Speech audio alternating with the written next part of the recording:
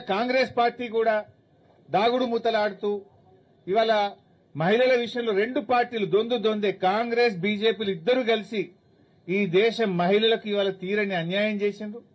మహిళా బిల్లు విషయంలో రెండు రాజకీయ పార్టీలు కలిసి నాటకాలు ఆడుతా ఉన్నాయి. ఈరోజు ఇవాళ రేవంత్ రెడ్డి గారు కేంద్ర మంత్రి శ్రీనివాస్ వర్మ ఇంటికి టిఫిన్కి పోయిండు బ్రేక్ఫాస్ట్.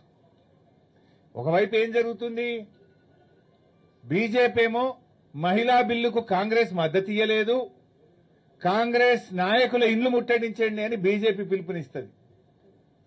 రేవంత్ రెడ్డి ఏమో ఆ కేంద్ర మంత్రి ఇంటికి టిఫిన్కి పోతాడు పొద్దుగాల. అంటే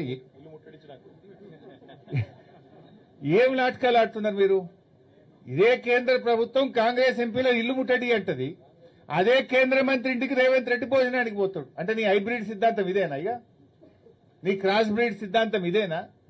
నాకైతే ఆ రాహుల్ గాంధీకి సోనియా గాంధీ గారికి అర్థమవుతుందో లేదో నాకు అర్థమైతలేదు. ఈ క్రాస్ బ్రీడ్ సిద్ధాంతంతో ఈ రేవంత్ రెడ్డి చేసే ఈ హైబ్రిడ్ పనులతో కాంగ్రెస్ పార్టీ బతికి బట్టగట్టదా? కాంగ్రెస్ సిద్ధాంతం నిలుస్తుందా? అసలు ఆయన చెప్తున్నది ఏంది? ఇవాళ పొద్దున ఏడిపోయినావు నువ్వు. ఇవాళ దేశమంతా కాంగ్రెస్ నాయకుల ఇల్లు బీజేపీలు ముట్టడిస్తుండ్రు, నువ్వేమో కేంద్ర మంత్రి ఇంటికి టిఫిన్కి పోతున్నావు. అంటే నీ విధానం ఏంది? నీ పద్ధతి ఏంది?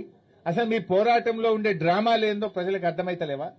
నిజంగా కాంగ్రెస్ బీజేపీల పోరాటం నిజమైతే నువ్వు ఎట్లా పోతావు పొద్దుగాల? అంటే మీరంతా కూడబలుకొని ఈ దేశ మహిళల్ని మోసం చేసిండ్రు. ఈ దేశానికి ఇవాళ మహిళా రిజర్వేషన్ విషయంలో మీకు చిత్తశుద్ది లేదు. ఆనాడు కేసీఆర్ గారి నాయకత్వంలో తెలంగాణ మొదటి శాసనసభలోనే మహిళలకు చట్టసభల్లో రిజర్వేషన్ కల్పించాలని ఆ రోజు బీఆర్ఎస్ పార్టీ ఏకగ్రీవ తీర్మానం చేసి కేంద్ర ప్రభుత్వానికి పంపింది. బీజేపీ మీద నెపం పెట్టి కాంగ్రెస్ తప్పించుకునే ప్రయత్నం చేసింది, కాంగ్రెస్ మీద నెపం పెట్టి ఇలా బీజేపీ తప్పించుకునే ప్రయత్నం చేస్తుంది. రెండు పార్టీలు కలిసి ఈ దేశ మహిళలకు ఇలా తీరని అన్యాయం చేస్తా ఉన్నారు.